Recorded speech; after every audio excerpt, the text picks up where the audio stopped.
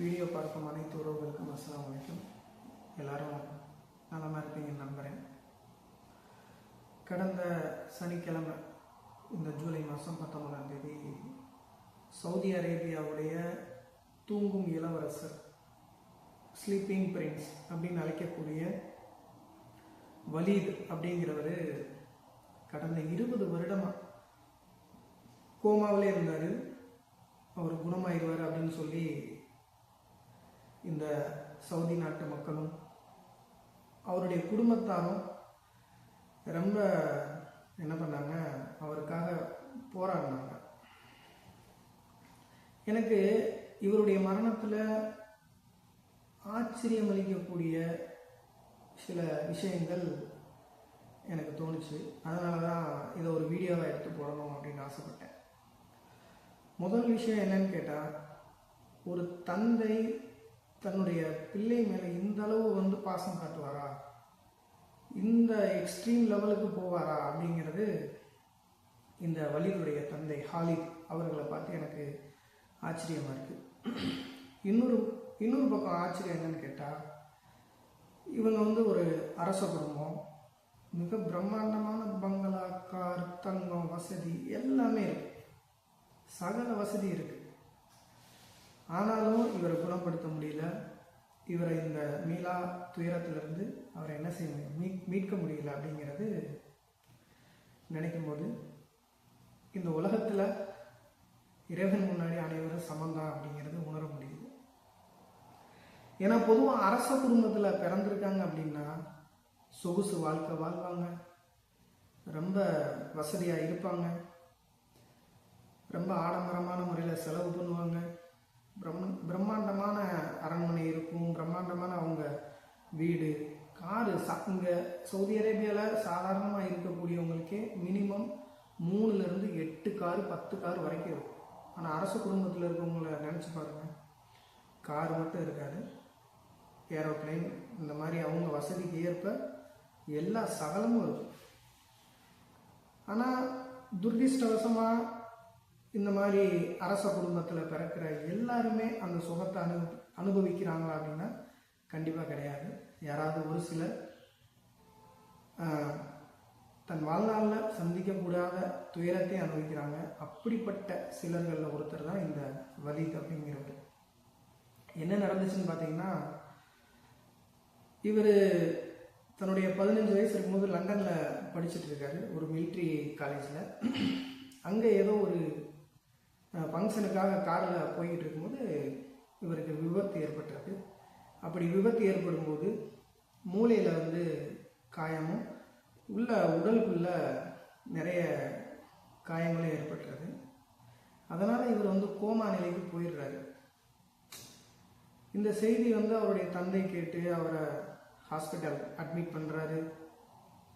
கடந்த 20 வருஷமாக லண்டன்லேருந்து, அமெரிக்காவிலேருந்து, எங்கெங்கோ இருந்து டாக்டர்கள் வர்றாங்க, அவருக்கு ட்ரீட்மெண்ட் கொடுக்குறாங்க, குணப்படுத்த முடியுன்ற நம்பிக்கையில் அவங்க தந்தை போராடுறாரு. சும்மா வெறுமனே அட்மிட் பண்ணிட்டு போகிறதில்ல, தினமுமே தன்னுடைய மகனை பார்க்குறதுக்கு ஹாஸ்பிட்டலுக்கு வருவார். இது மட்டும் இல்லாமல் ரம்ஜானாக இருக்கட்டும், பக்ரீத்தாக இருக்கட்டும், இங்கே நேஷ்னல் ஹாலிடேன்னு ஒன்று செலிப்ரேட் பண்ணுவாங்க. அந்த வலீத் அப்படிங்கிற அந்த இளவரசர் அட்மிட் பண்ணியிருக்க அந்த வார்டை எப்படி அவர் வீட்டில் இருந்தால் அந்த ரம்ஜான் பக்ரீத்தை செலிப்ரேட் பண்ணியிருப்பாரோ அந்த மாதிரி அவர் தங்கியிருக்கிற அந்த வார்டவே டெக்கரேட் பண்ணுவார். அவர் கூட சேர்ந்து சந்தோஷமாக இருப்பார். அவர் சுயநினைவு இல்லாமல் இருந்தாலும் அவர் சுயநினைவோடு இருந்தால் எந்த அளவுக்கு அவருக்கு இந்த ரம்ஜான் பக்ரீத்தை செலிப்ரேட் பண்ணியிருப்பாரோ அதே அளவான சந்தோஷத்தை கொடுத்தார். இதில் இன்னொன்று என்னன்னு கேட்டால், அவங்க அப்பா சோசியல் மீடியாவில் அக்கௌண்ட் ஓப்பன் பண்ணி இவருடைய வீடியோ போடுவார். எதுக்காகனா வியூஸ்க்காக இல்லை. சில நேரங்களில் அவர் விரலை அசைப்பார், கண்ணை திறந்து பார்ப்பார், தலையை அசைப்பார். இது மாதிரியான விஷயங்களை எடுத்து வீடியோவை பதிவு போடுவார். போட்டு என்ன செய்வார்னா, மக்களுக்கு மக்கள் இதை பார்த்து என் தந்தை சுயநினைவு ஒரு இந்த வீடியோக்கள் பார்க்கும்போது அல்லாஹ் வந்து இவரை குணமடைய செஞ்சிருவான் அப்படிங்கிற ஒரு நம்பிக்கை வந்து. ஆனால் இது எல்லாம் சின்ன சின்ன அசைவாக தான் இருந்ததே தவிர அவர் சுய நினைவுக்கு திரும்பலை. 2025 ஒரு வீடியோ வந்து செம வைரல் ஆச்சு இந்த வருஷம். அவர் வந்து நல்லா தலையாட்டுற மாதிரி, கையெல்லாம் ஆட்டுற மாதிரி. ஆனால் அது இவர் கிடையாது. இவரை போல ஒரு உருவத்தோற்றம் கொண்ட ஒரு கார் ரேஸ் வீரர், அவருடைய வீடியோ வந்து வைரல் ஆச்சு.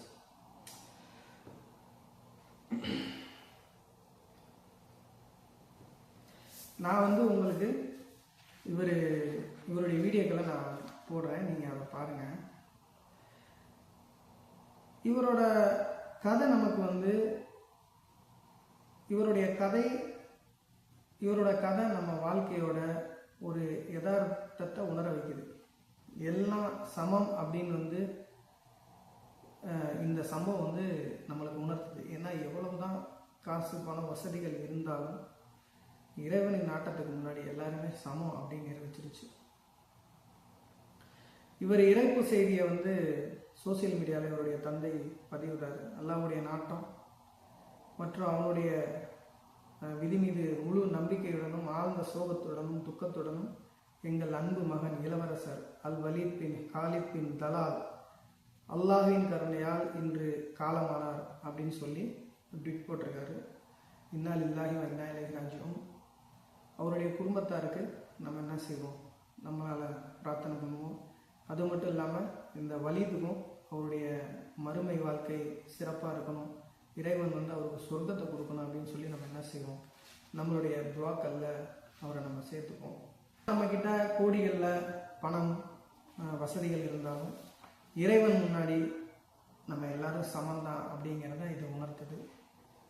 இன்னொரு விஷயம், இந்த தந்தை இவங்களுடைய அப்பாவுடைய பாசம் இவருக்கு கிடைக்காம போயிடுச்சே அப்படிங்கிறத நினைக்கும் போது உண்மையிலே வருத்தமாக இருக்குது. எவ்வளவு பிரியம் வச்சுருப்பார். ஏன்னா 2015 டாக்டர்ஸ் எல்லாம் சொல்கிறாங்க இவருக்கு சுயநினைவு திரும்புறது அப்படிங்கிறது இயலாத காரியமாக தெரியுது. அதனால் வந்து அந்த வென்டிலேட்டரு, அந்த ஆக்சிஜன் இதெல்லாம் வந்து ரிமூவ் பண்ணிடுவோம், அவர் உயிர் இயற்கையாகவே போயிடும் அப்படின்றாங்க. ஆனால் அவங்க அப்பா வந்து உறுதியாக இருந்தார்.